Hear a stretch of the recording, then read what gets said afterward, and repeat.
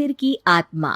गांव बापस्ती की पहाड़ी पर एक मंदिर था जो कई वजहों से प्रसिद्ध था।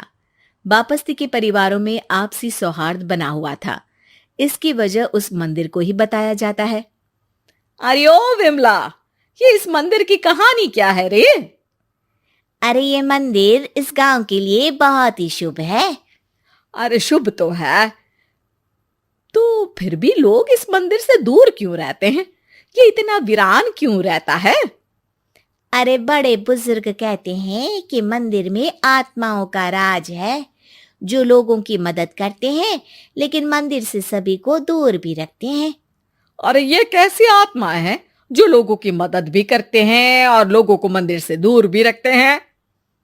अरे यही चलता आया है यहाँ पर, इसीलिए कोई कुछ बोलता नहीं, क्योंकि जिसके घर में कोई भी परेशानी होती है तो बताते हैं कि इस मंदिर से उन्हें मदद मिलती है। अरे वाह, ये तो अच्छी बात है।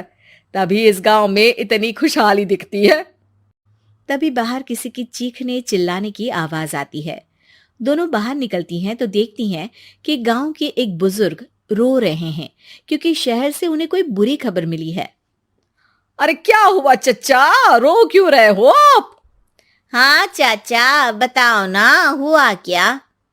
अरे क्या बताऊं बेटे, मेरा बेटा शहर गया हुआ था कमाने, लेकिन आज खबर मिली है कि उसका एक्सीडेंट हो गया। वो अस्पताल में भर्ती है। अरे तो इसमें परेशान होने की क्या बात है चाचा, जाओ शहर और बेटे का इलाज करवाओ। हाँ चाचा, विमला सही कह रही है। आप शहर जाओ और इलाज करवाओ।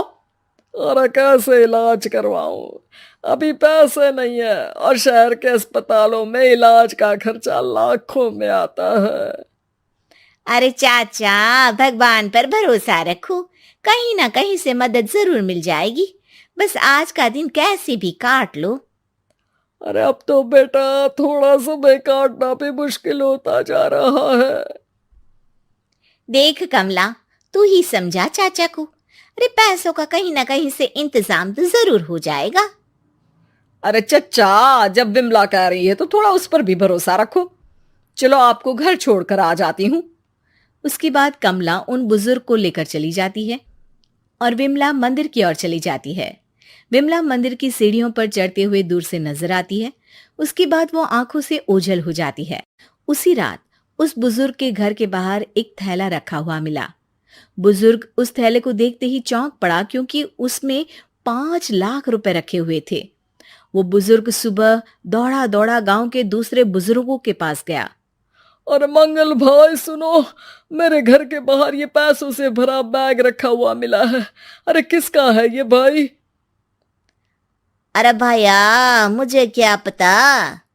तभी उधर से कमला और विमला निकलती हैं।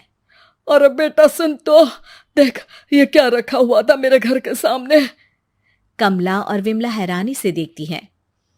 अरे वाह, देख विमला, तूने कहा था ना कोई मदद जरूर करेगा। अरे भगवान सबकी मदद करते हैं, ये पैसों की मदद भी भगवान ने ही भेजी है। और क्या। अब चच्चा सोच क्या रहे हो, शहर जाओ और बेटे का इलाज करवाओ। ठीक है बेटियों, जो तुम कहो। चलो निकलता हूँ शहर बेटे का इलाज करवाने के लिए। अरे विमला, एक बात तो बता, ये इन्हें मिले तो कैसे मिले पैसे? अरे मैं ना कहती थी कि ये मंदिर सबकी मुसीबतों में मदद भेजता है। अरे वाकई बड़ी पुण्य आत्मा है मंदिर में। सो तो है, लेकिन उनके बारे में लोगों को कम ही पता है। अच्छा, और तुम्हें क्या पता है? अ, जितना पता था वो तो बता दिया। ना रे ना, मैं नहीं मानती, तू कुछ तो छिपा रही है। अरे कुछ ना छिपा रही, जो पता था वो बता दिया। मंदिर से लोगों को मदद मिलती है, बस इतना ही पता है। ठीक है बाबा, अब नहीं पूछूंगी।